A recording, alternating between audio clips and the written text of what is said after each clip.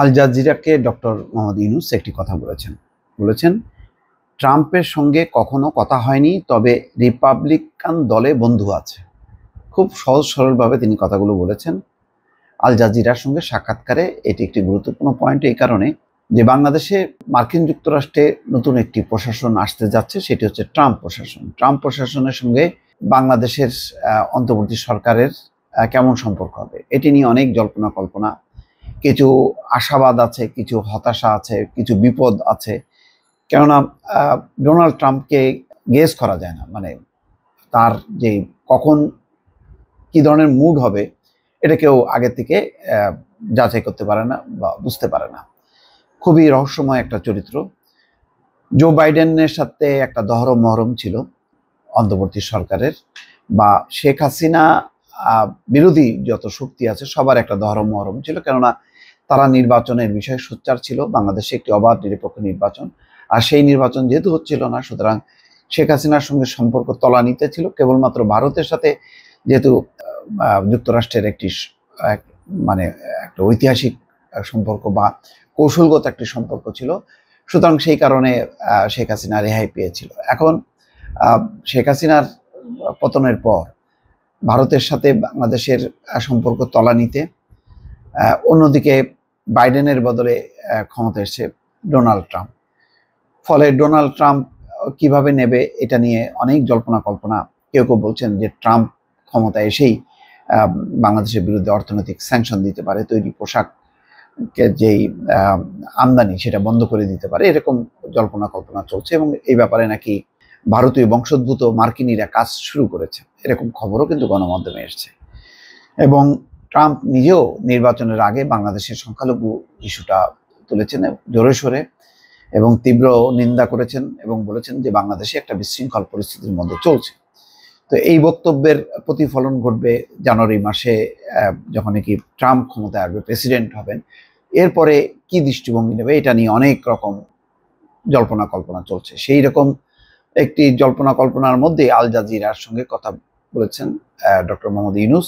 সেখানে তিনি ধারণা দিয়েছেন, বলেছেন যুক্তরাষ্ট্রের নবনির্বাচিত প্রেসিডেন্ট ডোনাল্ড ট্রাম্পের সঙ্গে ডক্টর মোহাম্মদ ইউনূসের অতীতে কখনো কথা হয়নি, তাই ব্যক্তিগতভাবে ট্রাম্পের সঙ্গে তার কোনো সমস্যা নেই। তবে যুক্তরাষ্ট্রের ডেমোক্রেটিক পার্টির মতো রিপাবলিকান পার্টিতেও তার অনেক বন্ধু আছে। কাতার ভিত্তিক সম্প্রচার মাধ্যম আল জাজিরাকে দেওয়া এক সাক্ষাৎকারে ডক্টর ইউনূস এসব কথা বলেন। সম্প্রতি আজারবাইজানের রাজধানী বাকুতে জাতিসংঘের জলবায়ু সম্মেলনের ফাঁকে আল জাজিরাকে এক সাক্ষাৎকার দেন তিনি। রোববার রেডিওটি সাক্ষাৎকারটি সম্প্রচার করে। 28 মিনিট 30 সেকেন্ডের সাক্ষাৎকারে জলবায়ু পরিবর্তনের নানান বিষয় নিয়ে আলোচনা হয়েছে। তার মধ্যে গুরুত্বপূর্ণ বিষয় ছিল যেটি সংখ্যালঘু ইস্যু। সাক্ষাৎকারে এক পর্যায়ে ইউনূসের কাছে জানতে চাওয়া হয় যে আপনার প্রশাসন সংখ্যালঘুদের অধিকারের বিষয়টি যেভাবে সামলাচ্ছে তা নিয়ে অ্যামনেস্টি ইন্টারন্যাশনাল উদ্বেগ প্রকাশ করেছে। আপনি কিভাবে বিষয়টি দেখছেন? তখন তিনি উত্তরে বলছেন, আমরা এই বিষয়ের উপর বারবার পূর্ণ মনোযোগ রাখছি। এই কারণে আমরা অব্যাহতভাবে মনে করে দেই যে আপনারা এদেশের নাগরিক, সংবিধান আপনাকে আপনার অধিকার দিয়েছে, স্বাধীনতা দিয়েছে, নিজেকে প্রকাশ করার অধিকার দিয়েছে, নিজের ধর্ম পালনের অধিকার দিয়েছে, এগুলো সংবিধান দ্বারা নিশ্চিত করা হয়েছে। তাই সরকার হিসেবে আমাদের দায়িত্ব হলো সংবিধানের যেসব অধিকারের নিশ্চয়তা দেওয়া হয়েছে সেগুলো যাতে নাগরিকরা ভোগ করতে পারে তা নিশ্চিত করা। তো যাই হোক, এখন এই ইস্যুটা বড় ধরনের কাল হয়ে দাঁড়াবে কিনা সেটা নিয়েই একটি শঙ্কা। প্রধান উপদেষ্টাকে পাল্টা প্রশ্ন করা হয় যে বাংলাদেশে হিন্দু সহ অন্য সংখ্যালঘুদের উপর সহিংসতা বেড়েছে। উত্তরে ডক্টর ইউনূস বলছেন, সহিংসতা বাড়েনি, বরং বলবো যে কমেছে। বিপ্লবের সময় সহিংসতা শুরু হয়েছিল, হিন্দু বা অন্য ধর্মাবলম্বী হওয়ার কারণে তাদের উপর সহিংসতা হয়নি, তাদের অধিকাংশই আওয়ামী লীগের লোক ছিল। সুতরাং সহিংসতা হয়েছিল আওয়ামী লীগ সংশ্লিষ্টদের বিরুদ্ধে। তারা আওয়ামী লীগের লোকজনের উপর ক্ষুব্ধ ছিল, আর এসব ব্যক্তি আওয়ামী লীগের রাজনীতিতে সক্রিয় ছিল। তাহলে আপনি কি এভাবে বিভক্তির সুরাহা করতে যাচ্ছেন?